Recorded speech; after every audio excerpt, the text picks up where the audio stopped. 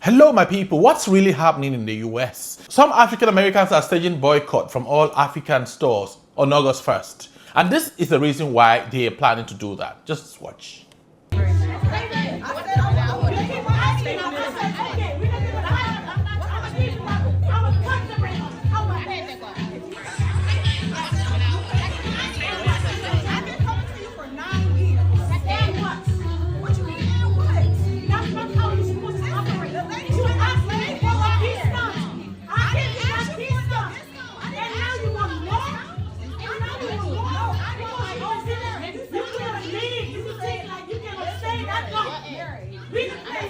She was here before you, like everybody.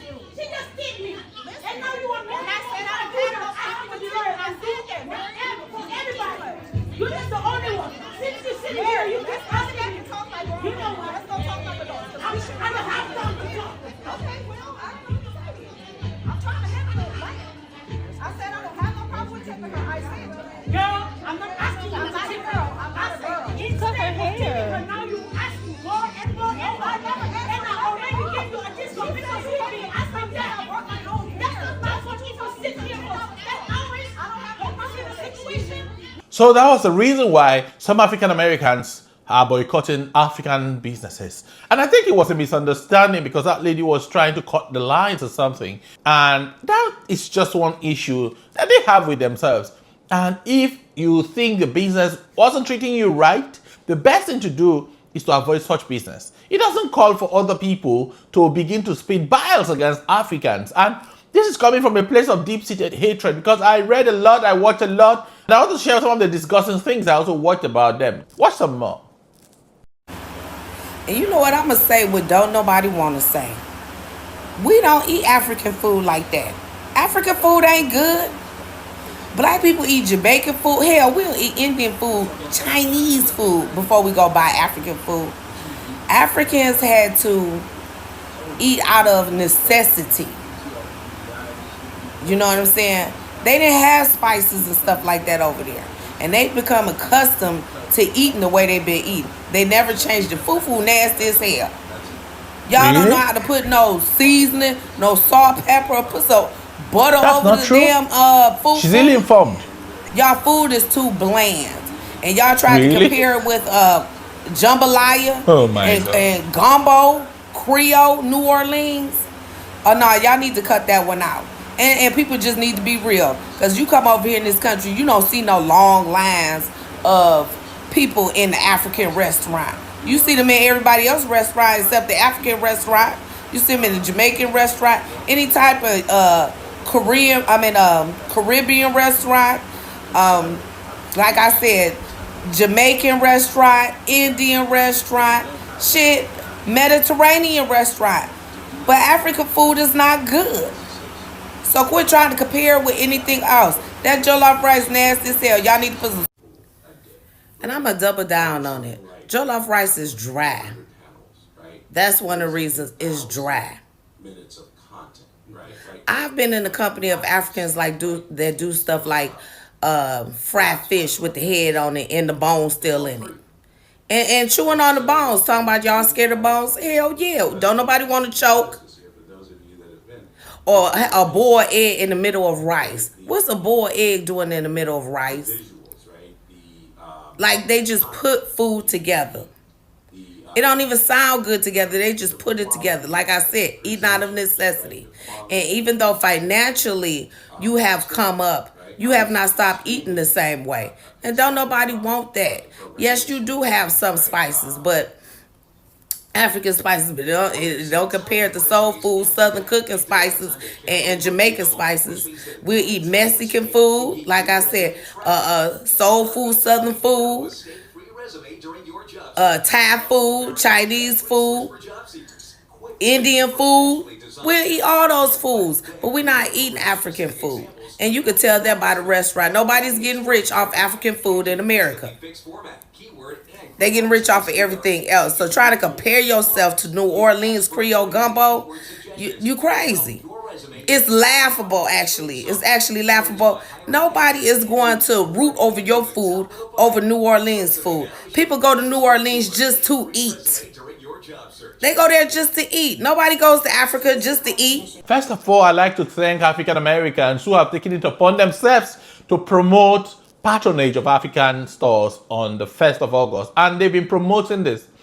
This is coming from the point of hatred. And you will see clearly that slavery has ended centuries ago, but some of us are still in chains mentally.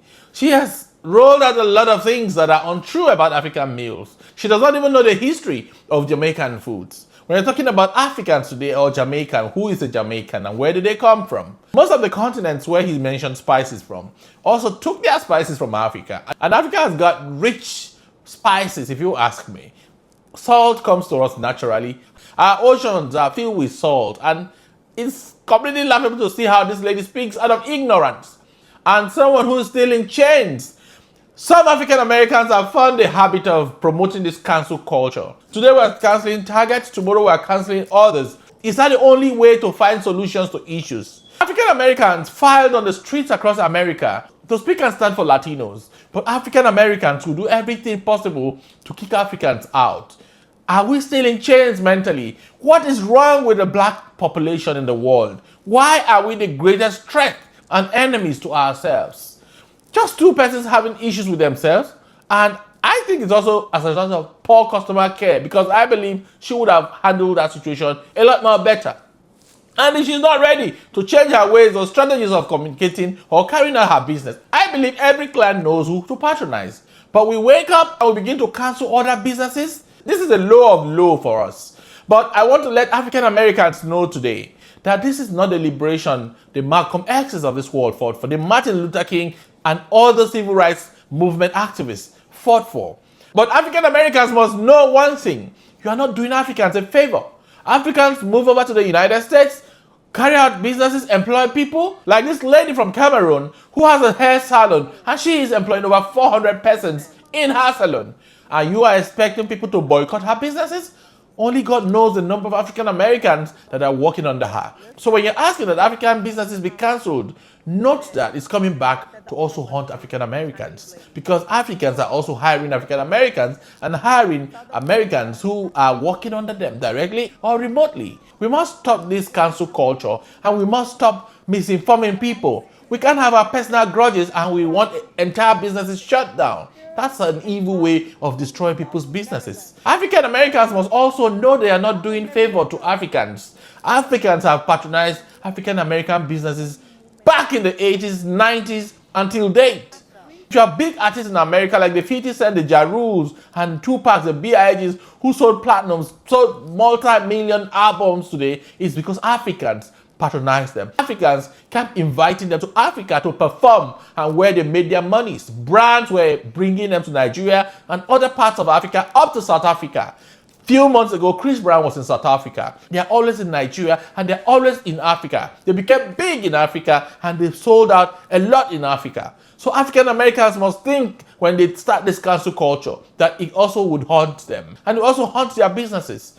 Big stars, African Americans today who have big names, make their names and make legacies in Africa. It is disrespectful for anybody to think that you would have to cancel all businesses because of one single issue. The slavery is a big issue.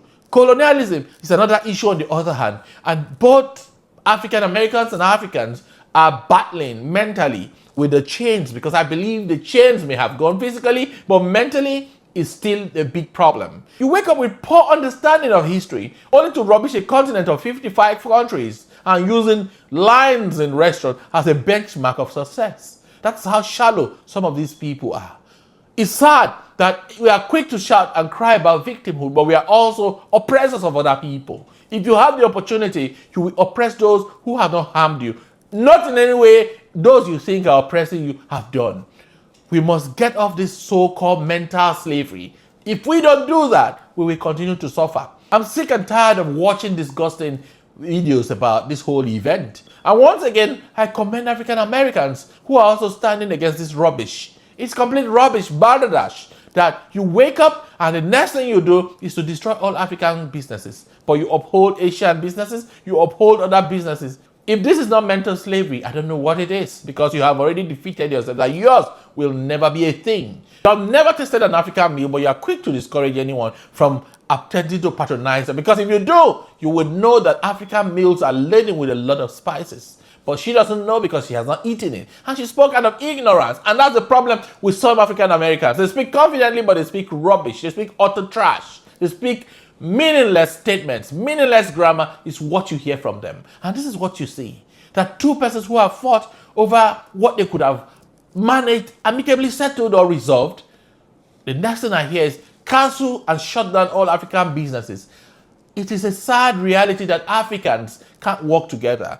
But I don't know who has done this to us, but this is not anybody doing anything to African Americans or Africans now. It's Africans and African Americans refusing to sit on one side of the aisle, to resolve, to negotiate, to amicably put to rest issues that shouldn't have brought about any form of rancor.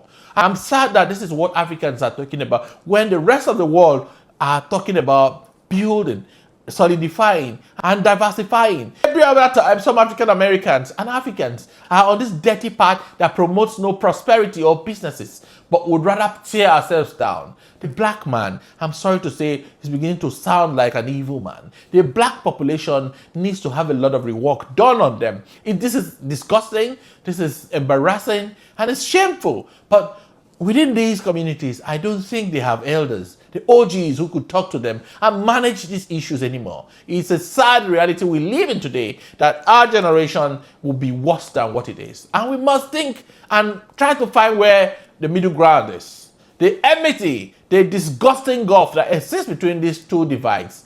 Same people who have been shipped out of bitter experiences have become sworn enemies. And these enmities are structural and they are ingrained in our system. And we will begin to ship them from one generation to generation. And I continue to lament, how did we get here? Can there ever be amnesties? Can we ever end this and build together? Do we think that African Americans are going to ever get off this track? Do we think that some Africans as well can ever forget about this whole situation? We're here talking about how African businesses need to be stopped on the 1st of August. Meanwhile, some African Americans are in Africa investing and building the economy of Africa and making a lot of big investments for themselves. But a few who have never traveled out of their counties are here talking about how to shut down other people's investments. Just the same way Africans are in the US investing, that's how you have African Americans who are smarter up there investing in Africa. Nobody is doing any African a favor. As long as we live on this earth, we will always evolve, we will always migrate, and we will move. Only African Americans are quick to ask Africans to go back home while they stand to defend the Latinos. These are not the kind of things I want anybody to promote. No form of racial discrimination should be permitted in any society, and African Americans must have to reassess themselves. I mean some of them, because most African Americans have good head on their shoulders. I'd love to read your thoughts on this matter, and I'll see you in the next video.